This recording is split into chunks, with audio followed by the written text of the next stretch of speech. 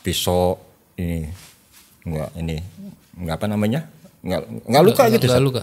Gitu. Saya sendiri masih balik lagi gitu. Iya biasanya nggak ada bekasnya. Dalam Toriko itu nggak ada kepastian senior itu lebih nyampe duluan. Kita ini semangat dalam berzikir, semangat dalam riyadhah gitu. Kalau Allah belum menentukan sampai nggak bakalan. Iya. Assalamualaikum warahmatullahi wabarakatuh. Assalamualaikum warahmatullahi wabarakatuh. Alhamdulillah wassalatu wassalamu ala rasulillah wa ala alihi wa ashabihi wa mawalah. Amma ba'du. Sobat Teki News, apa kabar? Mudah-mudahan dalam keadaan cager bager lahir batin. Amin. Kangen nih teman-teman, dalam podcast tasawuf kita jumpa lagi nih.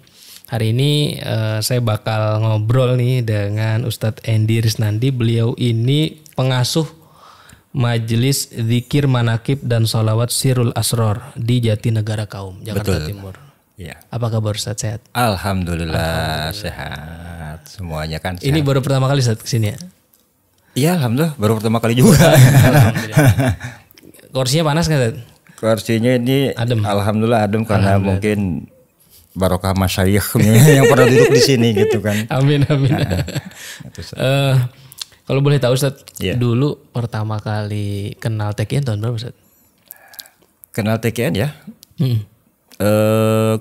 Kalau Suryalaya, TKN itu sebenarnya dari kecil saya udah tahu. Oh dari kecil Ustadz? Karena gini, bapak saya itu, kakek saya tuh tinggal nggak jauh dari Suryalaya. Oh kakek. Kakek, Oke. di seluruh keluarga dari bapak saya itu di kampung Ciwalen namanya. Ciwalen itu kalau dari Suralaya ke arah Panjalu sekitar 2 atau 3 kilo. Enggak jauh ya? Nggak jauh. Jadi kan dikenalnya dulu kalau kata kakek saya gitu ya, ajengan Godebag dulu itu. Oh Gitu. iya. Jadi dari kecil saya udah tahu Suralaya dan setiap kita pulang kampung selalu bapak tuh asal Suralaya. Tuh Abah Anom. Tuh Suralaya gitu. Dari kecil udah sering diajak Ustadz? Enggak. Oh enggak. Cuma lewat aja. Cuma lewat aja. Cuma lewat aja. Terus bapak saya beliau tuh pengen ikut Toriko, TKN. Pengen. Cuma karena kesibukan gitu ya. Tinggal di mana bapak ininya? Apanya tuh? Kan kakek di dekat Suralaya. Iya. Bapak juga dari kecil sampai beliau nikah, sampai beliau bujangannya pindah ke Jakarta gitu. Gitu. Itu beliau selalu bilang mas kita nih mas saya, bapak itu pengen ikut Toriko. Bapak pengen kalau udah tua fokus zikir segala macam. Tapi karena lu masih pada kecil gitu. Oh alasannya gitu. Bapak kan masih tetap harus kerja gitu, harus nyari uang gitu kan. Ntar, tapi kalau satu saat bapak mau gitu. Nah, bapak akhirnya wafat kan, meninggal, belum sempet itu. Oh belum sempat. Belum sempet, tapi udah kepengen. Nah dari situ saya mikir begini. Sini sebelum saya ini ya, sebelum saya talqin zikir itu. Kayak layaknya anak-anak muda zaman dulu kan Ustaz. Senang cari wirid-wirid, zikir-zikir, hizib-hizib gitu. Pernah ke hikmah juga berarti ya? Pernah hikmah. Kayak ini cari itu. Dapat Tad? Ya alhamdulillah dapat ya. Gitu. Namanya kita cari dapat kan, kita berguru. Tapi ya apa ya? Walaupun sehebat-hebatnya hikmah itu kulit semua Ustaz. Kulit semua. Kulit. Contohnya gimana Tad? Contohnya begini. Jadi nggak bisa menuntun kita ini ke arah mengenal Allah yang pasti itu nggak hikmah tuh. Walaupun isinya zikir, isinya wirid, walaupun isinya hizib dan sebagainya, tapi untuk pengenalan diri sendiri, mengenal Allah lewat zikir itu nggak bisa menurut saya. Pengalaman saya begitu. Nah akhirnya saya sekitar tahun 2007 saya ke Suralaya. Ustaz. Nah itu sebelumnya berapa lama tuh Tat? Apa tuh? Bergaul atau bergelut dengan Kayak gitu? Dari aliyah. hikmah-hikmah gitu tuh. Dari aliyah? Dari aliyah aja tuh. Tahun berapa tuh? Sekitar tahun 90-an Ustaz. 90, lama juga ya. Iya. Iya namanya orang lagi linglung kali. Muter cari-cari gitu kan. Ini gitu kan. Cari anu. Tapi kita pikir-pikir kok apa mau seperti ini aja gitu. Apa yang waktu Ustadz cari itu yang paling apa ya? Paling berkesan tuh? Di mana nih? Di sebelum ke Suralaya ya. Apa yang paling berkesan atau yang paling diingat gitu? Susah umpama dapetin ilmu itu gitu. Contohnya ilmu ya. apa? Apa ya? Amalan sebenarnya apa kalau di hikmah tuh begini Ustadz. Di hikmah tuh kayak matematika. Kayak matematika? 1 tambah 1 pasti 2 kan? 2 tambah 2 pasti 4. Ilmu hikmah tuh begitu. Contoh, maksudnya gimana tuh? Maksudnya begini. Dalam ilmu hikmah itu kan ada persyaratan. Zikir tertentu dengan bilangan tertentu, dengan riyadhah, bahasanya riyadhah juga. Dengan riyadhah tertentu, asal zikirnya zikirnya riyadhahnya itu dipenuhi syarat-syaratnya, bilangannya, persyarat seperti misalnya bukhur dan sebagainya kayak gitu kan, itu pasti berhasil. Jadi maka saya bilang ilmu hikmah itu kayak matematika, 1 tambah 1 2, 2 tambah 2. Jadi ketika syarat terpenuhi pasti berhasil. Pasti dapat. Pasti. Misalnya apa tuh? Misalnya dapat apa? Mau kebal. Misal Mau kebal, mau macam-macam. Tapi emang kebal tuh ada ya? Hah? Emang kebal tuh ada ya? Kalau nggak di dunia ini apa sih nggak ada? Ada. Berarti sempat ini tuh, sempat ngejajal tuh. Sempet. Pakai apaan jajal tuh? Silet, pisau apa tuh? Macam-macam Ustaz. Macam-macam. Enggak gores. Enggak. Pernah saya sendiri gini ya, bingung. Jadi pernah jarum ya, jarum pentul tuh. Jarum pentul lah. Jarum pentul. Buat mama ini pakai kerudung. Ini ditusuk ke sini saya nih. Itu nembus. Bus. Tapi nggak berdarah. Ini Pisau ini nggak apa namanya, nggak luka gitu. Nggak luka. Gitu. Saya sendiri masih balik lagi gitu. Iya biasanya. Nggak ada bekasnya. Itu yang saya bikin ini ya. Ini untuk pembuktian aja satu. Makanya kalau apa yang lagi rame kemarin itu pembuktian gitu. Lagi rame tuh. Itu belum nemu aja yang begitu. Itu artinya itu termasuk khazanah keislaman menurut saya. Ilmu hikmah itu tetap kita hargai di situ. Bahwa ini warisan para ulama dan itu ada nyata terbukti. Seperti itu. 1 tambah 1 2. Tapi beda dengan toriko. Toriko itu belum tentu. Ada sisi lain penyebab orang ini bisa gagal dalam bertorikoh. Ya saya katakan gagal gini. Ya, ini bukan berarti bahwa saya ini udah berhasil gitu, bukan. Ada di situ ada pokoknya faktor X lah gitu. Saya bilang faktor X semuanya itu berpulang ketentuan Allah. Ya kan kayak tadi kan kalau di torikoh kan ada zikir bilangan tertentu, amalia tertentu, riadah tertentu. Betul. Dan goalnya itu kan nggak kayak ilmu hikmah kan? Betul. Nggak jauh Ustaz, jauh. Iya. Karena kalau ilmu hikmah itu, kalau toriko itu kan bagaimana caranya kita bisa kembali sebelum kembali, gitu. Bisa kembali artinya inna lillahi wa inna ilaihi raji'un sebelum meninggal. Iya. Inna dari kalimatnya aja seperti itu. Inna sesungguhnya kami lillahi. Linya itu kan lil milki dalam bahasa bahasa ilmu nahwu kan lillahi. Kami kita ini lillahi milik Allah. Wa inna dan kita ini semua nih ilaihi kepada Allah raji'un. Pulang. Dalam proses pulang. Karena kalau kita lihat bentuk kalimatnya sekali lagi bentuk kalimat ya raji' itu kan isim fa'il. Iya. Ya. Dalam proses pulang. Nah, dalam perjalanan pulang dalam gitu. Perjalanan. Nah, dalam perjalanan ini kan ada orang yang lancar-lancar saja, ada orang yang malah tersesat, ada orang nggak nyadar kalau dia lagi pulang. Ada juga nggak nyadar, dia mampir kemana dia ngopi gitu kan. Makanya saya ingat dulu siapa ya, salah satu wakil talqin itu saya tertarik gitu. Bilang begini, Dalam Toriko itu nggak ada kepastian senior itu lebih nyampe duluan. Oke. Junior nyampe belakangan enggak. Tergantung bagaimana dia bisa istiqomah, bagaimana dia bisa mengamalkan dengan baik.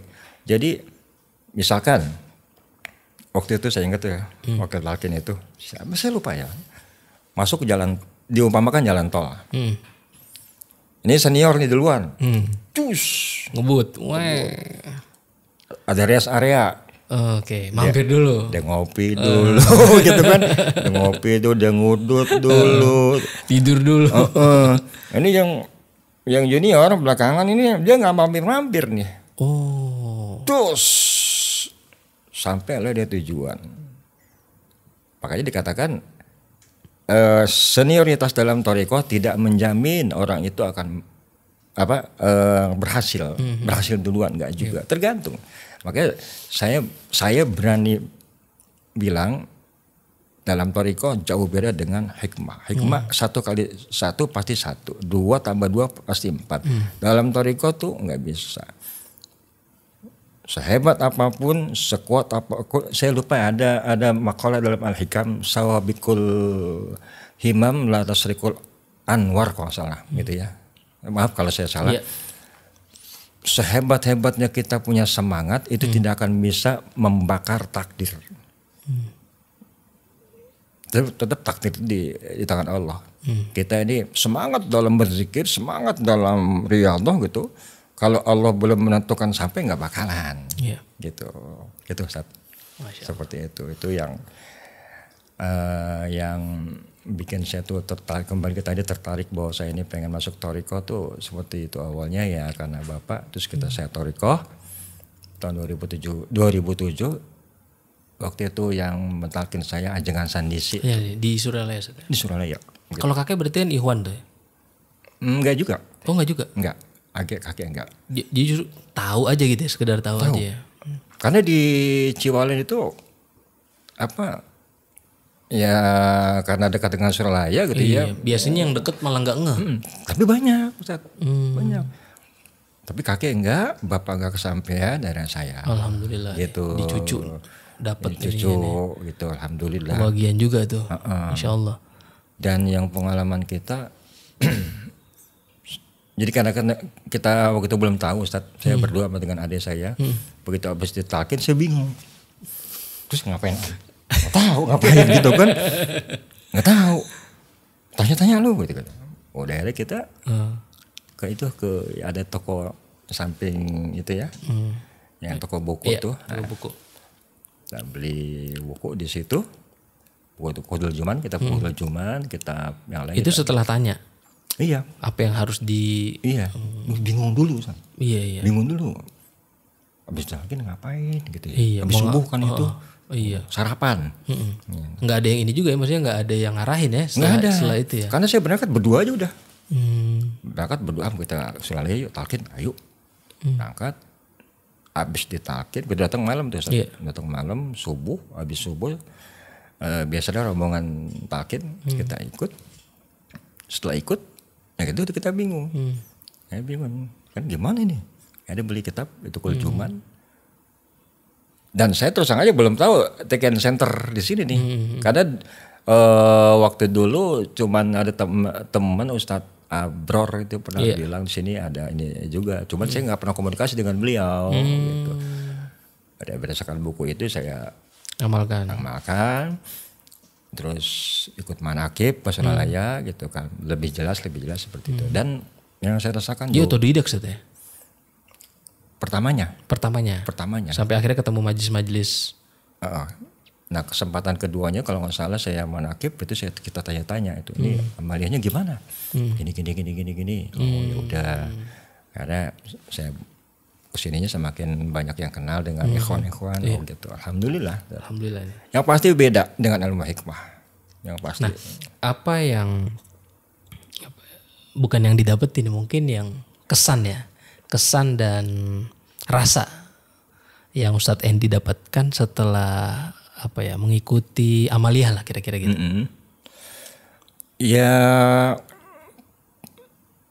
Yang pastinya gitu ya, pertama yang sekali rasakan ini terharu ya. Terharu.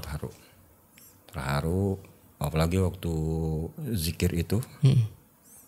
Zikir subuh itu ya. Yang sedemikian dahsyatnya itu. Pertama kali saya dengar zikir la ilaha illallah itu subuh-subuh itu. Luar biasa gitu Ustaz. Beda dengan zikir biasa. Zikir-zikir yang bukan thariqah beda. Karena mungkin barokah dan sebagainya gitu ya ada di situ. Kalau nggak kuat-kuat mah pengen nangis. Apalagi waktu talqin. Kalau saya kan suka gengsi nangis Ustaz. Laki-laki ngapain katanya orang diam-diam. Mau nangis padahal hati mah pengen nangis. Iya. Tapi kalau cuman suka nggak ketahan juga Ustaz. Iya. Kalau saya agak-agak ini juga. Nahan-nahan ya. Udah terus dan satu padahal mah bagus mah dilosin aja ya. Malu juga ya. Malu. Entar kalau saya lagi nangis ada yang moto kan, jelek. Jadi sangat nyaman ya pastinya yang pertama. Yang keduanya itu karena mungkin faktor musalsalnya itu loh. Dari guru ke guru, masyayikh thariqah itu kan nyambung mutasil ke Rasul. Limpahan-limpahan barokah itu pasti ada. Allah. Gitu. Dan itu yang insya Allah bisa menuntun kita gitu kan. Itu yang saya rasakan. Alhamdulillah. Berarti kan kebaikan, kemanfaatan, kenyamanan dan usaha untuk mendekatkan diri kepada Allah itu kan menemui jalan. Betul. Nah, dan kemudian Ustadz Endi ini akhirnya membuat majelis juga. Majelis zikir, manakib dan sholawat sirul asror. Ya, ini kan bisa dibilang sebagai langkah. Jangan cuman saya dong yang begini. Kira-kira gitu kali Ustaz. Iya.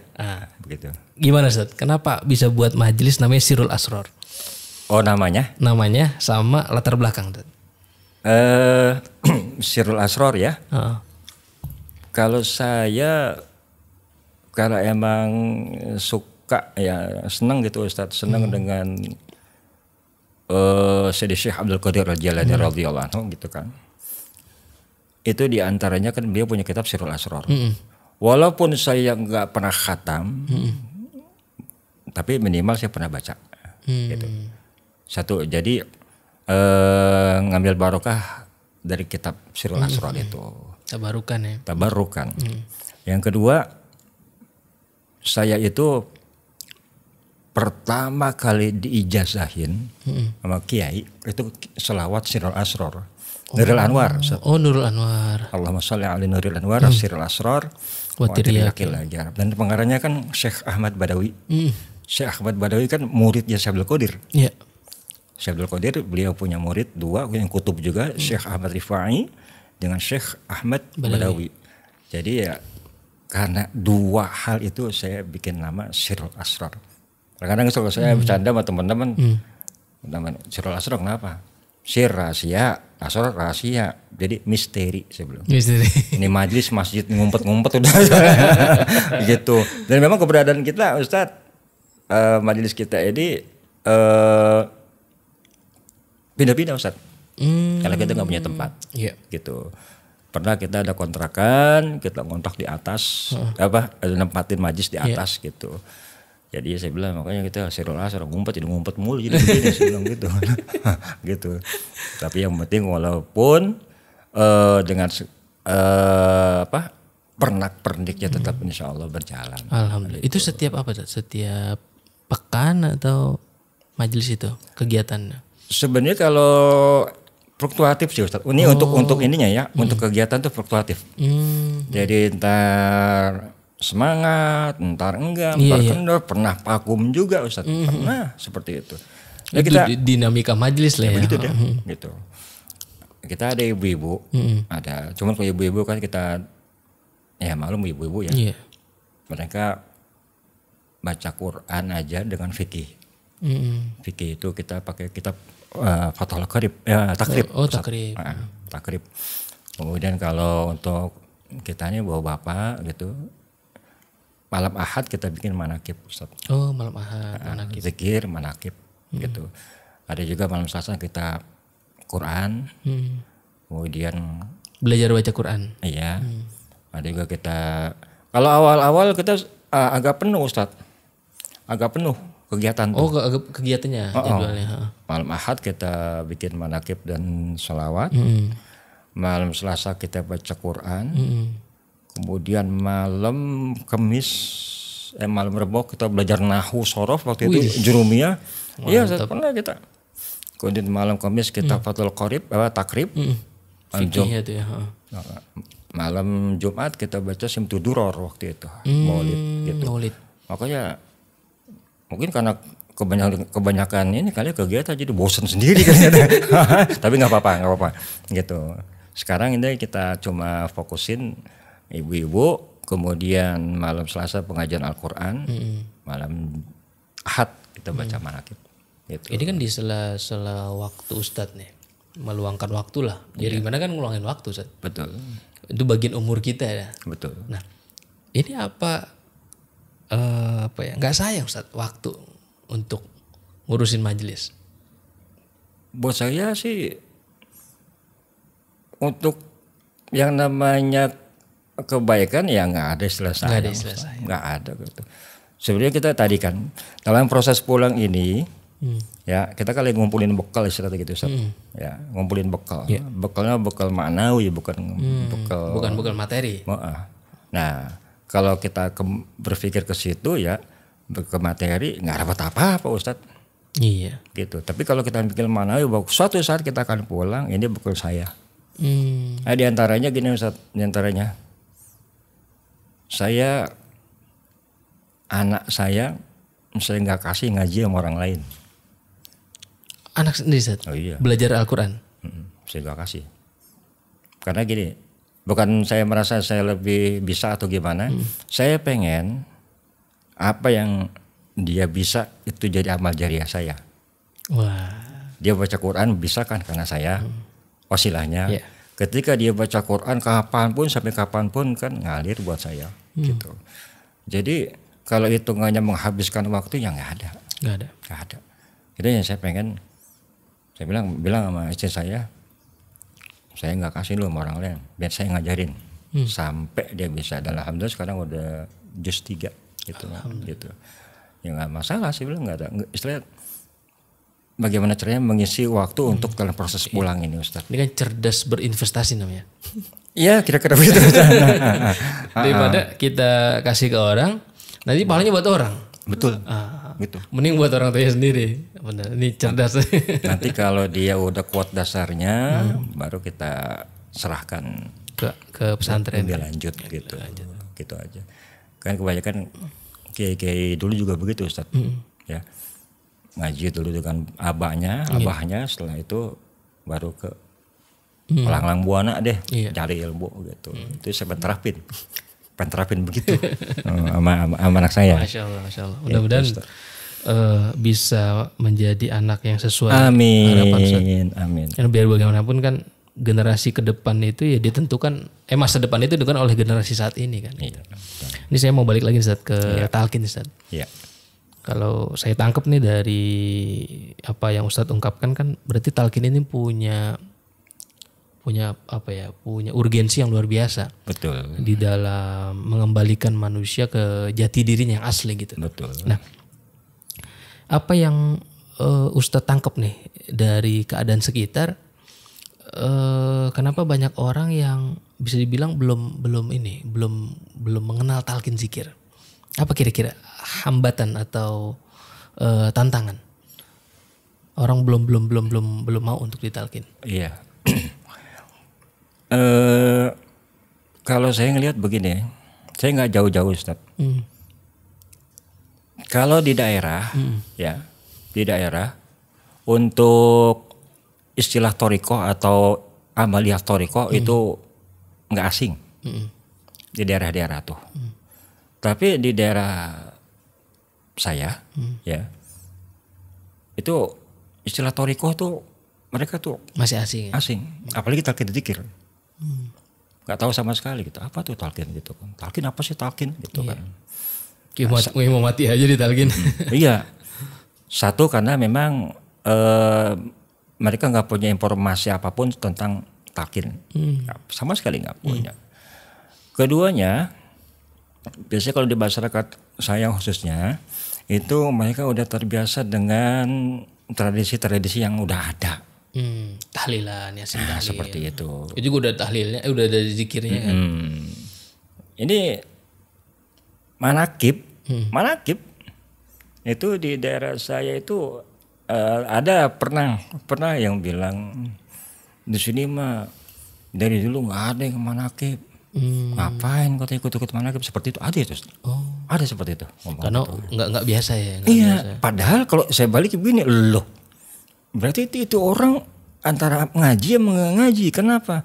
Di daerah kita itu dari dulu manakib ada itu manakib Muhammad Saman. Iya.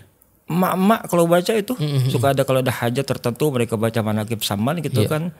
Dan setengah dari di daerah Jatinegara masih ada ya? Masih ada ibu-ibu. Yang pakai bahasa Melayu gitu kan, dan setengah daripada kanubannya Tuhan saya Muhammad Samad gitu kan. Artinya manakib itu sudah tahu, cuman mereka nggak ngapa bagaimana gitu. Nah itu tapi it's okay, nggak apa-apa gitu. Makanya saya lebih sasaran saya itu saat kalau ke teman-teman aja, kita yang ada di Sirul Asror, kita jelasin, jadi alhamdulillah satu ikut kita semua. Ada yang pernah talqin di sini, ada yang pernah di Suralaya. Kita pernah juga bikin ziarah ke Suralaya terus ke Panjalu. Situ ada teman-teman kita yang ikut talqin juga di situ. Gitu. Ya kendalanya satu memang, maka minim informasi kayak gitu. Ya. Emang apa sih pentingnya orang itu ditalqin? Pentingnya ditalqin. Ya tadi terkait kata tadi lagi Ustaz, innalillahi wa inna ilaihi raji'un. Kita ini dari Allah dan kita akan dalam proses pulang ke Allah.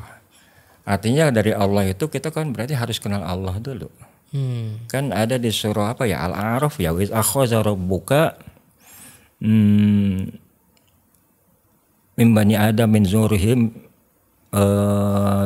saya lupa ayatnya yang alastu bi rabbikum itu. Bahwasanya kita itu dari dalam ketika di alam roh itu kan sama Allah sudah dibuatkan perjanjian. Sama Allah ditanya, alastu bi rabbikum, bukankah aku ini Tuhan kalian? Serentak roh kita pada saat itu menjawab, qalu bala syahidna.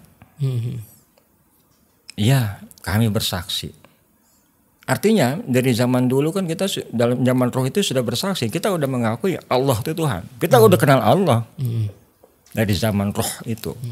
Makanya kalau kata Rasulullah, kullu mauludin yuladu a'lal fitrah. Setiap bayi yang lahir dalam keadaan fitrah, suci. Karena apa? Dia udah kenal Allah dari dulu. Cuman seiring perkembangan waktu dan pertumbuhannya semakin dewasa, perjanjian yang pernah kita alami itu kan lupa. Nah itu fungsinya talqin zikir. Untuk mengingatkan kembali. Mengingatkan. Perjanjian di alam baruh itu. Bahwa dulu kita itu pernah bersaksi, bersyahadat bahwa Tuhan kita adalah Allah. Nah ini dikembalikan. Itu fungsi daripada talqin zikir. Makanya kadang-kadang kita dalam obrolan santai saya bilang gitu. Ini gimana caranya kita ini kembali bisa bersaksi sebelum telat. Karena kata Nabi gini, manusia itu semua tidur. Idza matu intabahu. Kalau nanti udah meninggal baru bangun. Rasulullah. Manusia itu tidur. Wa idza matu intabahu. Kalau udah mati baru pada bangun. Dan kita jangan telat bangun. Jangan telat bangun. Begitu caranya kita bangun duluan sebelum mati gitu kan. Itu fungsi dan pentingnya talqin zikir. Dan siapa Ustaz menurut Ustaz yang perlu mendapat talqin zikir? Semua orang. Semua orang selama dia makhluk Allah, manusia yang berhak mendapatkan talqin zikir. Makanya kalau Abah Hanom itu kan kita lihat ya Ustaz, di Suralaya siapapun yang datang, mau dia ajengan, mau dia kiai, mau dia pejabat, mau dia orang biasa, mau dia preman sekalipun, mau artis sekalipun, ketika pengen ditalqin zikir Abah Hanom pasti ditalqin. Saya belum pernah mendengar Abah Anam itu menolak untuk memberikan talqin zikir, belum pernah dengar saya. Gitu. Artinya semua orang berhak mendapatkan talqin zikir karena semua orang berhak untuk mendapatkan keselamatan. Semua orang. Makanya di antara makna watawasau bil haqqi watawasau bis sabr, ya, saling berwasiat dengan kebenaran. Itu siapa orang yang punya kemampuan harta, beri.